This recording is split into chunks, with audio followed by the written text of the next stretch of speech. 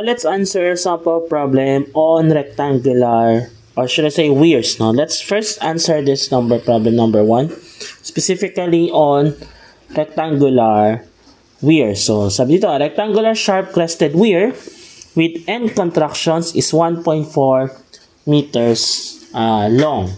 So the question is, how high should it be placed in a channel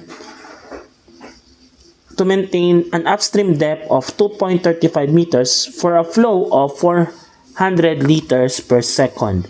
Use Francis formula for weir factor. So let's answer. Okay, so problem number 1.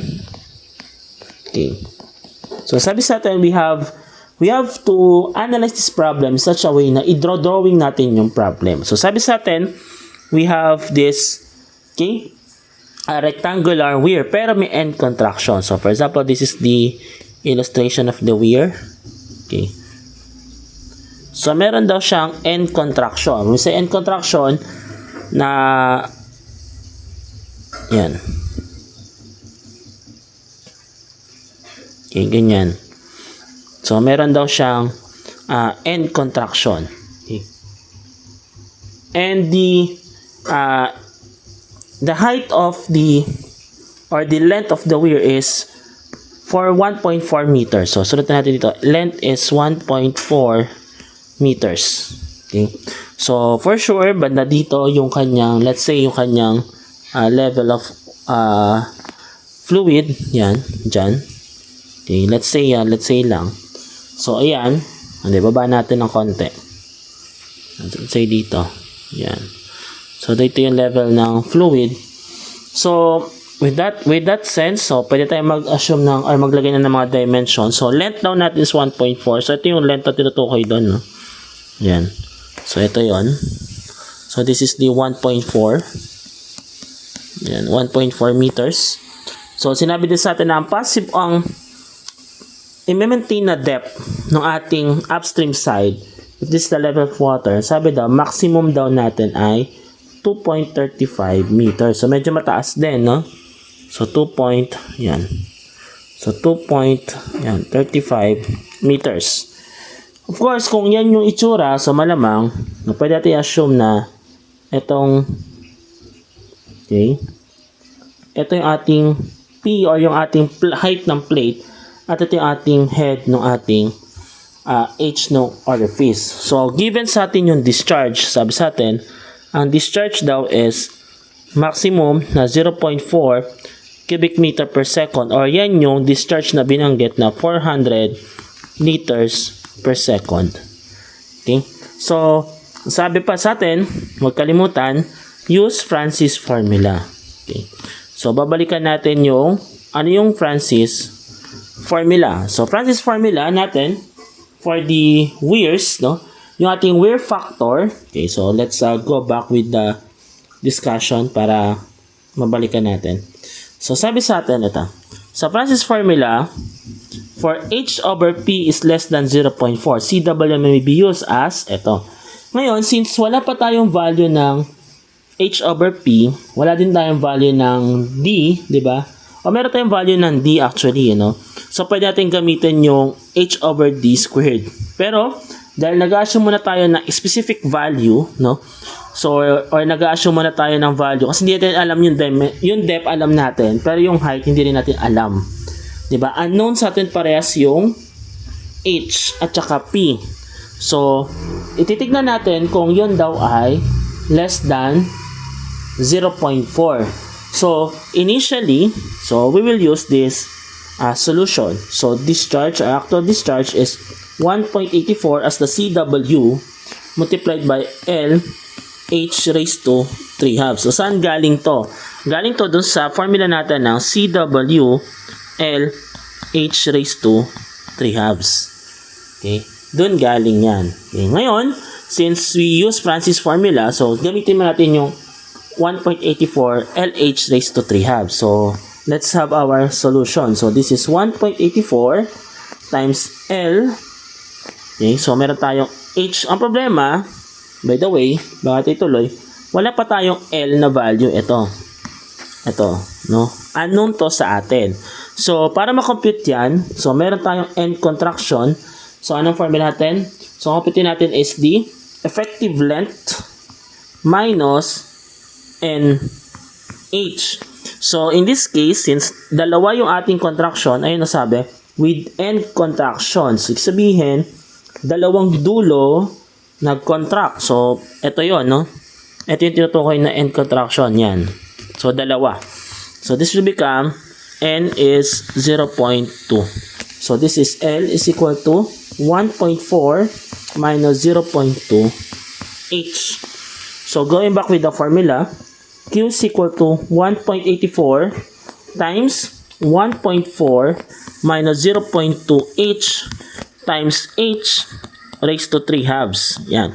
Yung Q natin should be limited only to 0.4 cubic meter per second or 400 liters. So, palitan na natin to. Gawin na natin siyang 400 or 0.4 yan, cubic meter per second. So, solving for H, we will have the value of 2, yan, 297, 3, yan, 8 meters. So, sabihin yung H mo is 2.29738. So, tignan natin yung H over P. No, yun yung ating titignan. So, H over P is equal to 0.29738 over, yan. So, 2.35 minus 0.29738.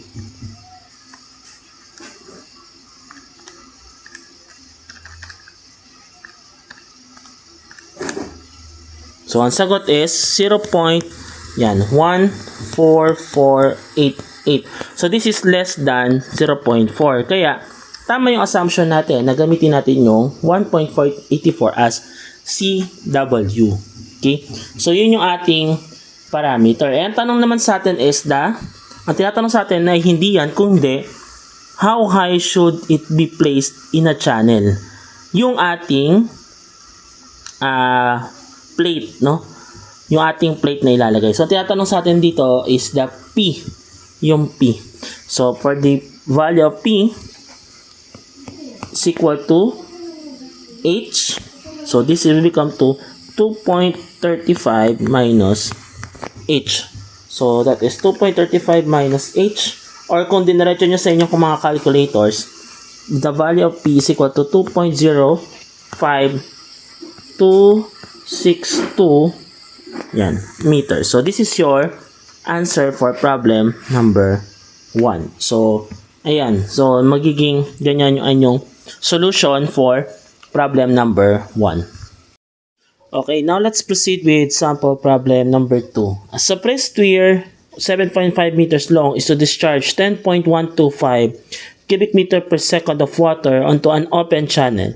To what height P, or ganun ulit yung tinatanong, just like a problem number 1, may the weir be built if the water behind the weir must not exceed 1.8 meters.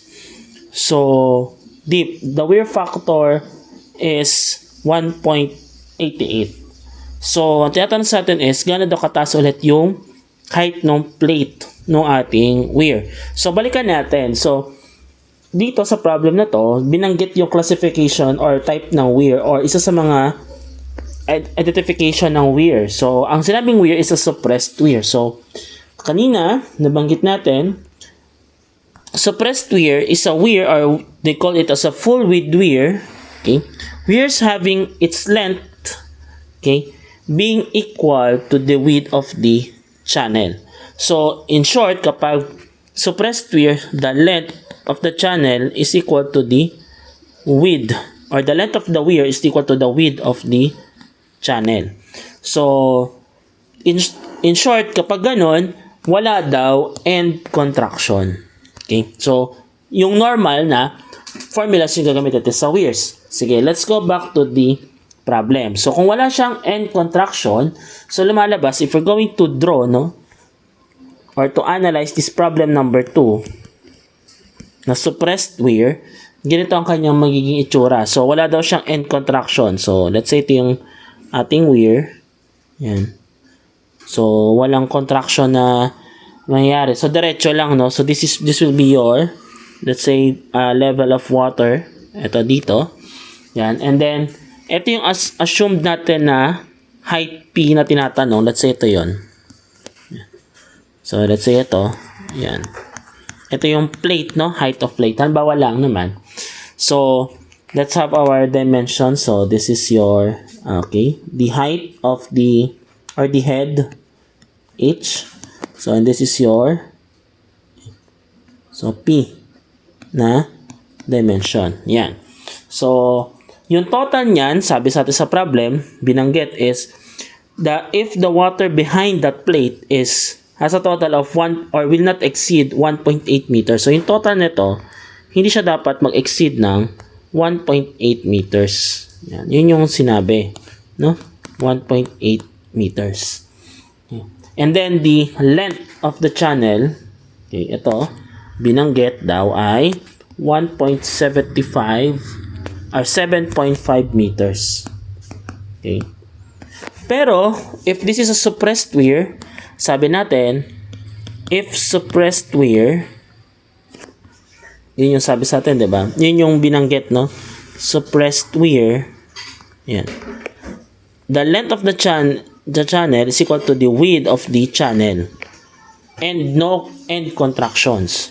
So, lalabas, no? We will use a formula from the general formula. So, pwede tayong mamili dito. Actually, pwede tayong bumalik dito.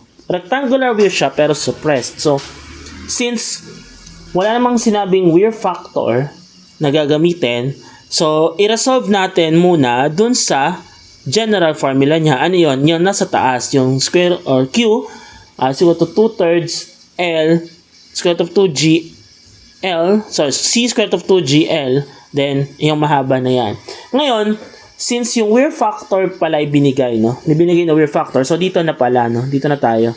Nibinigay na weir factor. So, let's write down this formula para masundan natin. So, given yung weir factor, so QW or Q actual rather is C sub W L multiplied by ito. So, this is H plus H sub V raised to 3 halves minus H sub V raised to 3 halves. Again, ano nga ulit yung H sub V? H sub V is the approach velocity. So, kung kailangan natin makompute ang approach velocity, so, or approach head coming from the approach velocity, H sub V is, we know, or from our discussion, VA squared over 2G. So, let's compute for V sub A. V sub A will be coming from Q over the area. So, ano yung Q natin? So, binigay sa atin discharge is 10.125 cubic meter per second over the area. Sabi natin, isa sa mga dimension na area natin is 1.8 meters. Tama? 1.8 meters. Pero, wala tayong itong width ng channel. Kasi sabi sa atin dito, A sub S natin dito ay area is the area or yung ating area ng weir, no? O yung lapad, no? Ng ating, nung kumbaga kung top view, yung ating pinag-uusapan ito yon, no? Kung naalala ninyo, saan ba yan? So, A sub S, so ito, yan. The constant water surface area of the reservoir, no? Kung unsteady flow. Eh, yun din yung area na tinutukoy dito. So, to compute for the projected area, which is ito yun. Ito yun no? Yung buong 8 na yan, no? 1.8. Okay? So, 1.8 times 7.5. Yan. Yung projected area niya. Okay? So, 1.8 times 7.5, it will result, this is square meter, this will result to 0.75 meter per second. Okay? Kung meron na tayo niya, di makakupit na natin yung H sub V. H sub V is VA squared over 2G, or simply this is 0.75 meter per second squared and over and 2 times 9.81 meter per second squared.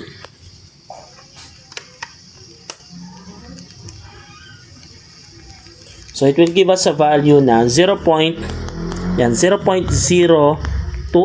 mahaba to, no? Puputulin ko na lang dito 67 meters. Yan. So, 0.2867 meters. Ngayon, kung yan yung formula, value, edi diretso na natin siyang masasubstitute sa formula. So, using this formula, edi idiretso na natin doon sa kanya mga values na binanggit. So, this is 10.125 cubic meter per second is equal to 1.88. Yun yung sinabing wear factor times 7.5 meters. Yan. Times, eto, no? So, tinatanong kasi sa atin yung P. Pero wala tayong value ng H, no? Wala rin. Alam lang natin yung total value nila na 1.8. Okay? So, this will become H, yan, plus, eto, no? 0.02867 raised to 3 halves plus, or minus, yan, minus 0.02867, yan, raised to 3 halves. Yan. So, using our calculator, it will give us a value, no, closer to this, no, 0.777 meters. So, ayun yung pinakamalapit na sagot, no. So, height of water natin, or P, or should I say, ayun, from the height of weir natin, or plate, na P, kasi yung tinatanong, no, coming from this illustration, we could say that this is 1.8 meters minus 0.777 meters. So, our value of P is equal to 1.023 meters. So, this is your answer for problem number 2. Okay, now let's proceed with the third problem. So, find the width in meters of the channel at the back of a suppressed weir using the following data. Take note, binanggit ulit yung term na suppressed weir. So, that means, gagamit na naman tayo ng concept ng suppressed weir wherein yung length ay equal sa channel width. Okay? So, suppressed weir yung ating gamit. So, ito yung mga data na binigay sa atin. Head H is 28.5 centimeters. Yung ating depth of water is 2.485 meters and the discharge is 0.84 cubic meters. So, tinatanong lang sa atin is width in meters ng channel. Okay. So, consider the velocity approach and use Francis formula. So, yun yung questions sa atin. Okay. So, tinatanong is the width of the channel. Okay, so yung width of the channel tinatanong sa atin sa problem na to, no? Let's consider problem 3. Here in problem number 3, what we're going to compute is the length of the channel. Length of the channel that so happens since suppressed weir ito equal dito do sa ating width na pinapakompute sa atin. Okay? So, meron tayong dalawang ways to solve this problem. So, in this case, binigay sa atin ng H, D, and Q. So, meron tayo kasing formula diretso na pwede natin gamitan na ng formula na meron tayong H and the depth of the water. So, ito yung formula na yon. So, balikan natin. So, that is this formula. Yan, ito. So, pwede natin gamitin yung formula ng Q is equal to weir factor times L times H raised to 3 halves multiplied by 1 plus C sub 1 quantity H over D squared where C sub 1 is 3 halves C squared over yan, 2G. Okay, so C squared over 2G. Actually, yung yung ano pala dito, yung formula pala dito, no, ay C sub W. So, C sub W ito. So, yan. C sub W squared over 2G. So, pwede natin ma-solve gamit tong formula na to. So, let's rewrite this formula dun sa ating problem. So, ang formulas na gagamitin natin ay ito. For the discharge, that is Q is equal to C sub W L H raised to 3 halves quantity, yan, 1 plus C sub 1 multiplied by H over D squared, where C sub 1 is equal to 3 halves, yan, 3 halves multiplied by yan, C sub W squared over yan, 2G. Okay? So, yan yung gagamitin natin mga formula. So, meron na tayo kasing diretso mga values. So, we have the H, D, and Q. So, take note lang, pag ginagamit natin yung mga direct formulas, no? Actually, ito yung mga derived formulas na, no? So, make sure lang na magkakaparehas yung mga units na ginagamit natin. So, for the discharge, or let's compute first for C sub 1, kasi yun yung parang wala pa, no? Kasi magkakaroon tayo ng bakanteng unknown. So, C sub 1 is equal to 3 halves multiplied by C sub W. Binigay ba yung weir factor? Wala. Pero, sinabi sa atin is, use the Francis formula. So, kung gumagamit tayo ng Francis formula, gamitan na natin ng 1.84 na C sub W. So, in this case, our C sub W is 1.84 over 2 times 9 squared times 9 over 2 times 9.81. Yan. So, we will have our value ng C sub 1.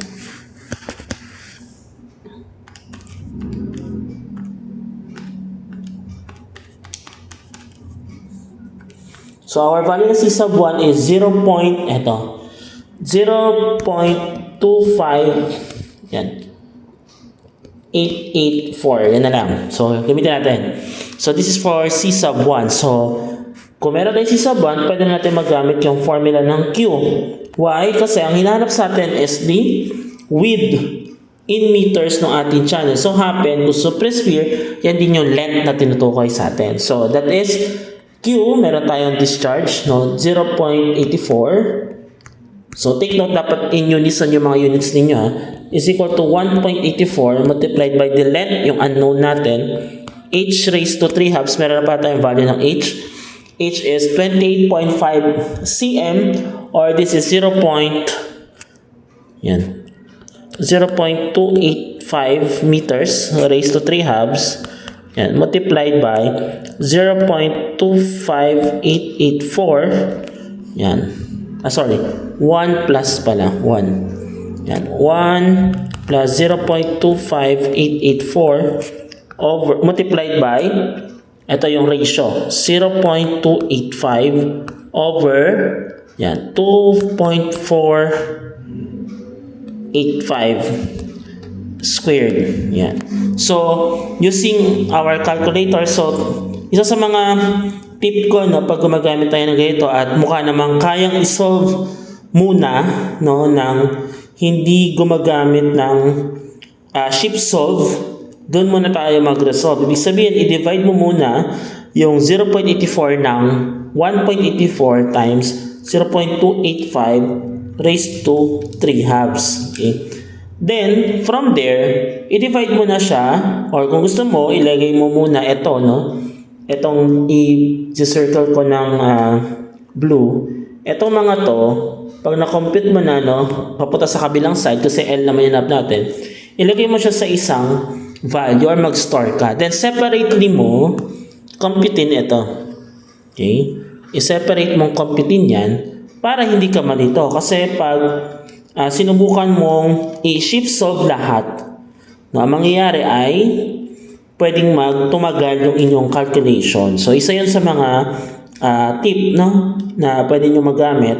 Then, i-store mo lang ulit yan sa isa pang value. Tapos, ang mangyayari is, yung kinompute mo kanina na blue, i-divide mo lang siya dun sa na-compute mo sa pangalawa. And, it will give you a value ng L na length na 2.9903.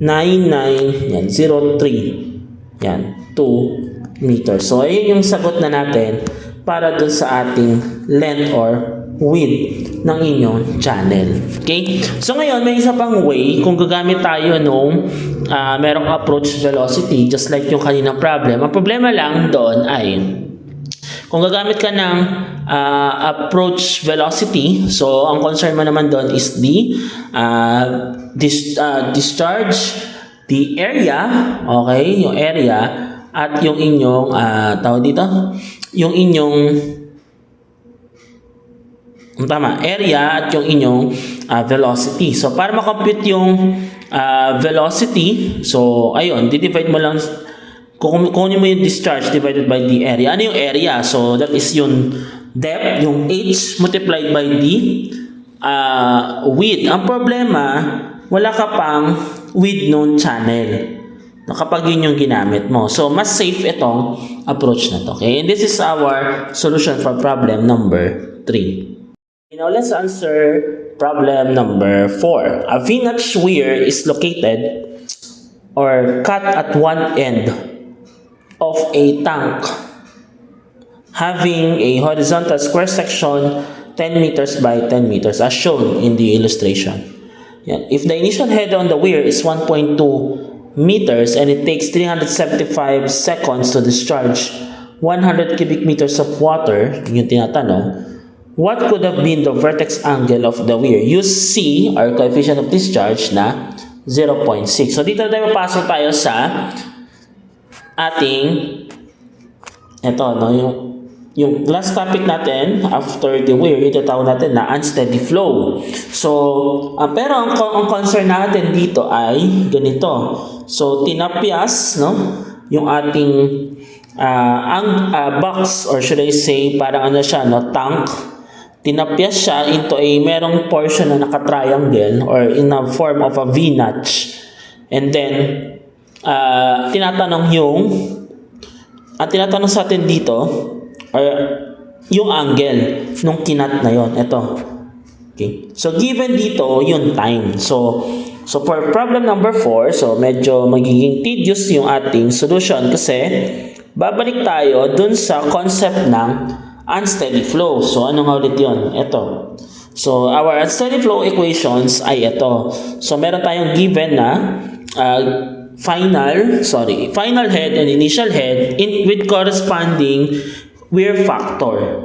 So, from the base formula natin, from the unsteady flow of orifice, then ginamitan na natin ng formula papuntang weir. Okay? So, to solve for the problem, so ang magiging base formula natin, ay ito.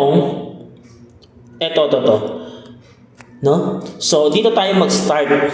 Okay, so let's rewrite that formula. So, that formula is T. Ito yung na-discuss sa unsteady flow of orifice. So, this is A sub S dH, yung malaki na lang na H gagamitin ko, over discharge, actual, out yan, diba? So, that is H sub 2 over, to H sub 1. So, alam na natin yung dahilan kasi pabaliktad yung orientation. So, hindi na natin papaliwanag yung concept bakit nangyari yon, no? Dahil na-derive na natin yan from the concept of orifice, unsteady flow. So, isa-isahin na lang natin dito yung mga kailangan natin. So, let's compute for the A sub S. I think yun yung una natin nalaman. So, A sub S is equal to the area. Ano ba yung area na mawawala? So, that is 10 meters by 10 meters. So, this is equal to 100 square meter. Actually, projected yan sa drawing. Ito, naka-project. Okay? So, next is our actual discharge. Okay? So, given naman yung ating C na 0.6, makakompute natin yung actual discharge ng triangular weir. Kasi weir yung ating concern. Okay? So, that's equal to yung formula natin ng triangular weir or yung tinatawag na V-notch. So, pwede tayong bumalik dun sa formula na yon. Ito. So, pwede ito yung gamitin ninyo kung binigay yung length. Pero in this case, mukhang meron tayo angle. So, babalik tayo dito sa formula natin, which is, eto na, no? Pwede tayong gumamit nitong formula natin. Wala tayong binigay na weir factor, pero alam natin na yung weir factor kapag V-notch ay eto. Hindi kasi ginamitan ng values based on empirical equations or derivations ng mga study nila Francis and nila Ribok and Chow and Bazin. So, punta tayo dun sa pinaka-base formula which is eto. Okay? Ito yung ating base formula. So, balik tayo dun sa ating problem. This will become, Q out natin is 8 over 15.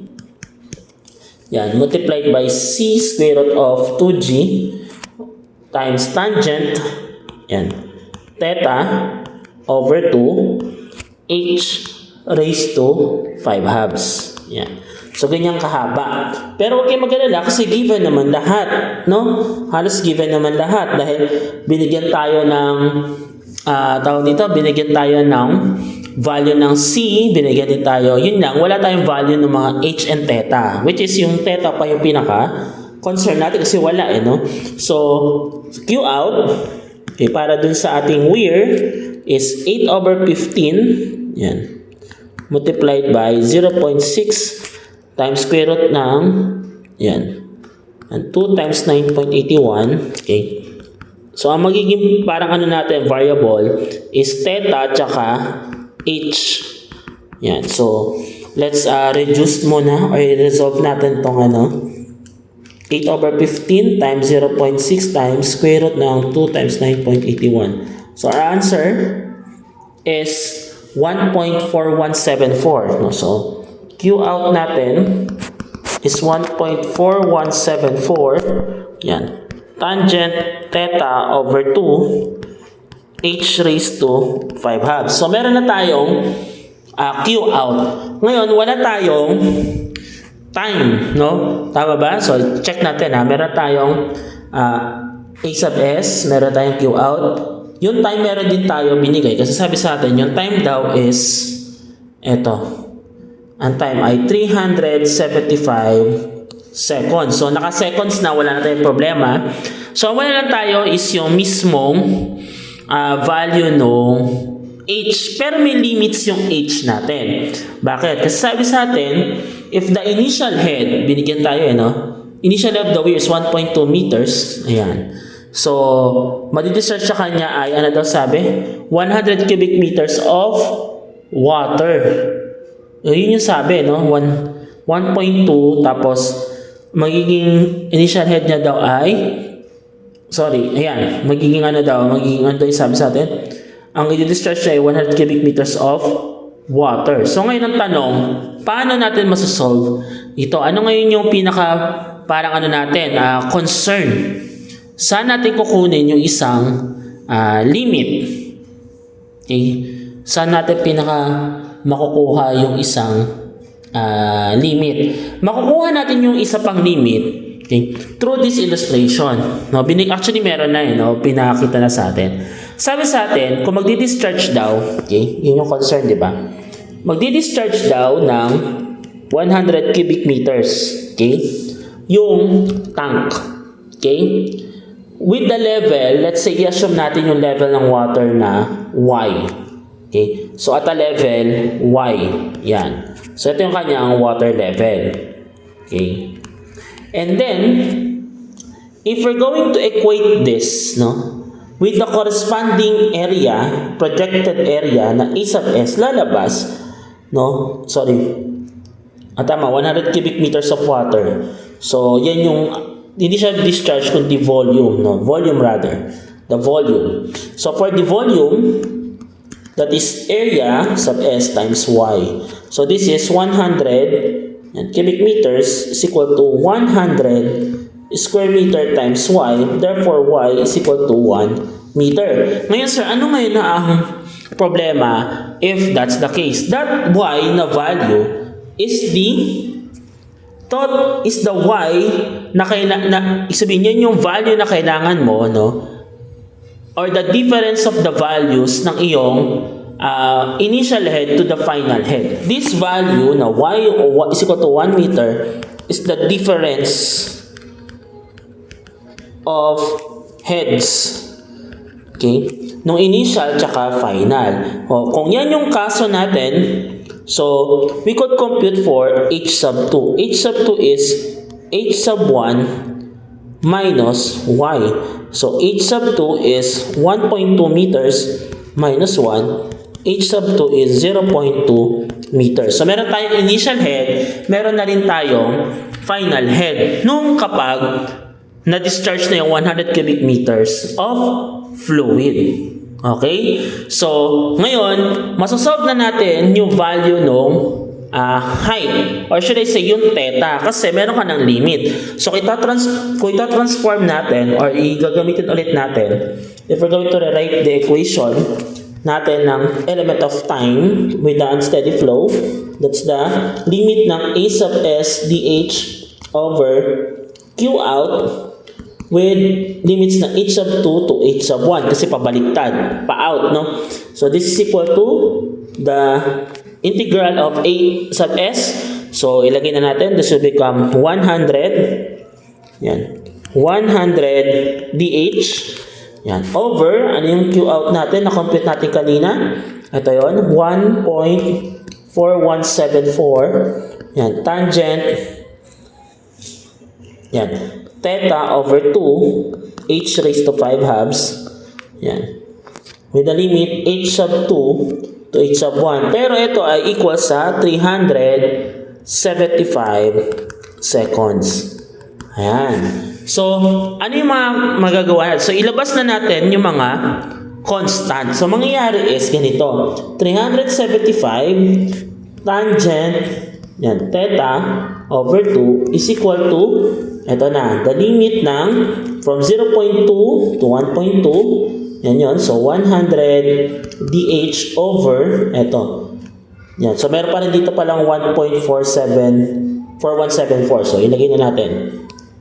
So, this is, yan, 375 multiplied by 1.4174 tangent theta over 2. Yan. So, over h raised to 5 halves. So, tulad ng sa atin sa unsteady flow, so, better na kapag ginagawa natin yung ating mga values, no? Kung i-observe natin, pwede siyang idiretso sa CALQ. Bakit? Ang concern kasi natin ay hindi siya sumayad sa 0. So, let's try this one. So, 100 over, yan, h raised to 5 halves. Pero ang limit niya ay, ano sabi sa atin? Yan, 0.2 to 1.2 dahil yun yung difference na y. So, ngayon, tulad ng nabanggit ko noon, no, kung gumagamit kayo ng mga calculators ninyo, so depende sa speed or memory ng inyong calculator, yung masosolve ninyong values, no? Depende sa speed ng inyong calculator.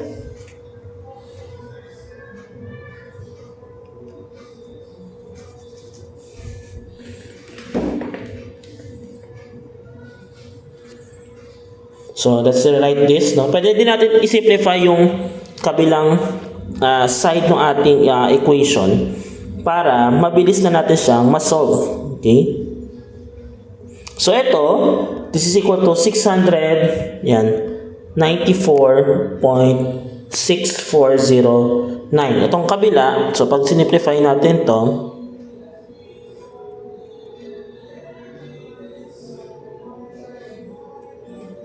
so this is 531.525. Yan, tangent theta over 2. So masasolve na natin yung yan, tangent theta over 2. So our tangent theta over 2 is 1.306882 or 883. Yan, so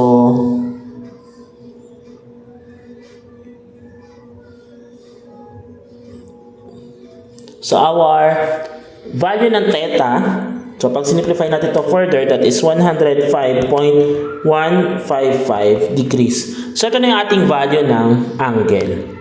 Yan, so ito na yun. So in short, hindi siya lumagpas siya ng 90, so medyo malaki-laki pa, no? Ang concern, ang magiging hint mo dito is masyadong madami yung volume, no? 100 cubic meters. Medyo malaki-laki nga. No, malaki yung makakompute natin na value. So this is our answer for problem number 4. Okay, now let's proceed with problem number 6. Yung problem number 5 will be a practice problem for you, for those na nanonood. So this time, no, it's I will read the problem. So, a rectangular suppressed weir, so yung concept ng suppressed weir, of length of 1 meter is constructed or cut at the top of a tall rectangular tank having a horizontal section 20 meters by 20 meters. If the initial head over the weir is 1 meter, compute the time required to discharge 72 cubic meters of water. Use Francis formula. So, ang hint dito is, may Francis formula ka na daw sa iyong weir factor. And also, in conjunction with your discharge. So, this problem is an unsteady flow problem. So, yung kanina, na-solve natin, is triangular, this time, rectangular. So, this problem is a practice problem for you. So, you may pause this video and screenshot, or you could answer this, no? As i-post nyo muna din, and before you watch how to answer problem number 6. So, for problem number 6, a trapezoidal weir having a side slope of 1h to 2v discharges 50 cubic meter per second under a constant head of 2 meters. Find the length of the weir assuming C na 0.6 meters. So, yung problem number 6, okay? So, write natin. So, ang concern natin sa problem number 6 ay trapezoidal. So, trapezoidal weir. Sabi natin kanina sa our lecture, ang trapezoidal weir consists of two weirs, no, or combination of two weirs. This is a rectangular weir and a triangular weir. So, if trapezoidal weir is composed of rectangular and triangular weir, then let's draw first the trapezoidal weir kasi sabi natin, yun daw yung kanyang nature. So, ang sabi is, ang slope daw or side slope ng inyong trapezoidal is 1:2. So, let's say ito yun. So, i-assume na lang natin na 1:2, no? Yan. So, side slope natin ay, ito daw, sabi sa atin, this is, tumama naman ba? So, 1:2. Yan. So, ganyan, no? Yung inyong weir. So, if this is the water level, yan yung inyong water level. May binanggit bang iba pang concern? Wala naman na, no? Parang kompleto na siya. Okay? So, if this is your water level, for example, so, kung titignan natin, kung i-observe natin yung paggawa sa illustration, yan. So, yun to niya sabi ko kanina. So, meron ka ditong rectangular, okay? And you have triangular. Yan. Okay? So, tama nga, combination niya siya. Ngayon, kung combination siya, therefore, gamitin na natin yung discharge formula ng trapezoidal weir combining the rectangular and triangular. That is 2/3, yan, C square root of 2G times L H raised to 3/2 for the rectangular plus 8/15 C square root of 2G tangent theta over 2, yan, H raised to 5/2. Ngayon, kung binigyan sana tayo ng guide or hint for the weir factor, magagamit sana natin or mamare-reduce natin to the formula na na-present sa inyo, which is this one. Ito. Yan. Ito. So, yan. Ngayon, since hindi ganon ang binigay sa atin, so, babalik tayo sa base formula ng rectangular and triangular, which is, ito yung ginagamit ko ngayon. Yan. So, this is for the, tandaan, this formula represents the rectangular. Ito. Rectangular. And this formula represents the triangular weir. So, kung yan, ang binigyan lang sa atin ay coefficient of discharge, so madadiretso naman natin yung ating solution. Q is equal to, yan, 2/3 times 0.6 times square root ng 2G, so 2 times 9.81, yan. So, times L, binigyan ba sa atin yung length? Wala. Ang binigay sa atin kasi yung discharge, so gawin natin ito 50. So, this is 50, yan, cubic meters times the length, kasi yung tanong, di ba? Yan. H, binigay yung head, meron. That is 2 meters. So, 2 raised to 3 halves plus 8 over 15 times 0.6, mahaba-haba, no? Times, ganun ulit, square root of 2 times 9.81. Yan.